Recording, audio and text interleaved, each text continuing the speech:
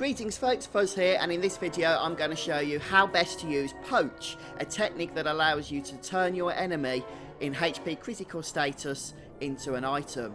So stay tuned.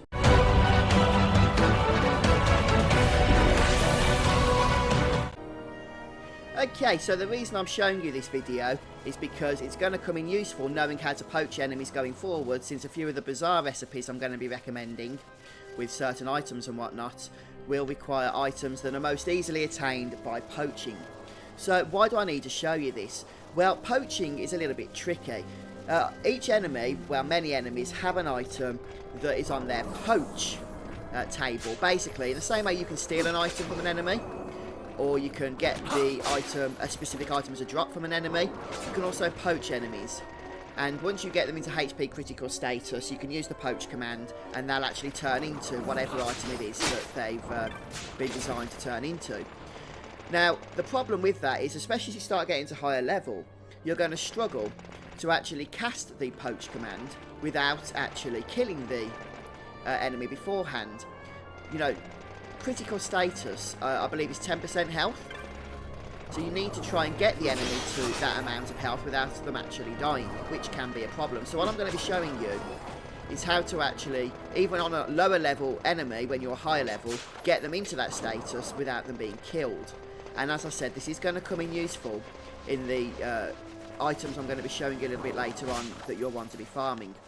So from the Ogre Yenza Sansi, the save crystal, I've just made my way up to this exit here, which is going to be to the Zotina caverns, and there's another technique in here which is going to help us to do exactly what I've just said: get the enemy into HP critical status without killing them. So just make your way around, and fortunately the enemies here are low level, so we can test them with the little strategy I'm going to be showing you once we've grabbed the item that I want to get. And somewhere around here there should be a treasure chest. In fact, I think we might have just gone past it.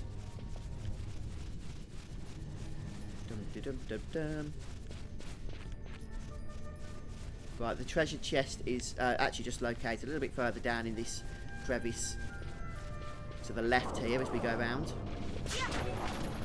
So we're one-shotting these enemies, as you can see. It's going to be very difficult to get them into critical status. So sight unseen. What sight unseen does is allow you to bring your enemy to very low health if the person that's casting it is in blind status.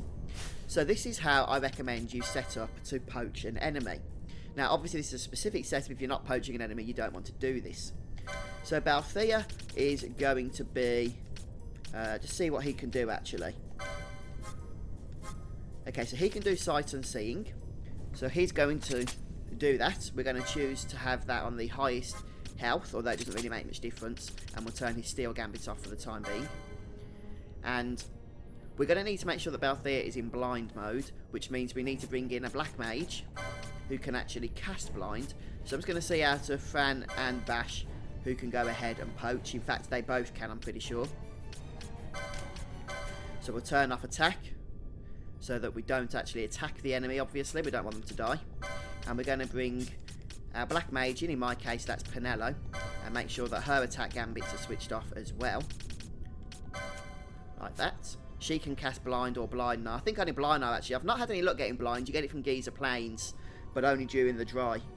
So make sure that Red Ass isn't going to be attacking. No, his gambits are off. That's good. Right, so if I've got this correct, also make sure you turn off any gambits that are going to heal blind, such as this one here. We don't want to be healing that. That would be quite annoying.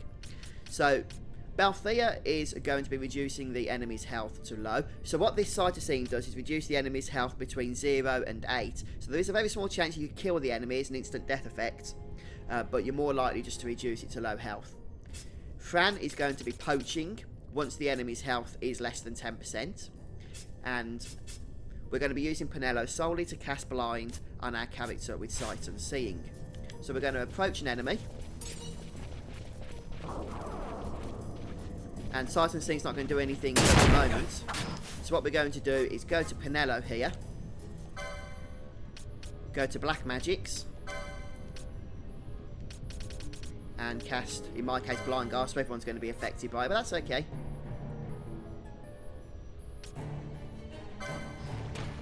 So we want to get blind on Balthea. Okay, and now he's got blind, sight and seeing. Should reduce the enemy's health to low once it hits.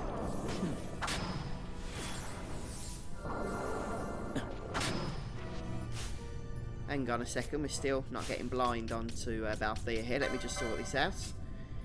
Nothing to get rid of that there. Ah, there we go. Stupid Asuna Gambit. Make sure there's nothing on Pinello. Right, we'll try that again. Blind Gar onto Balthea.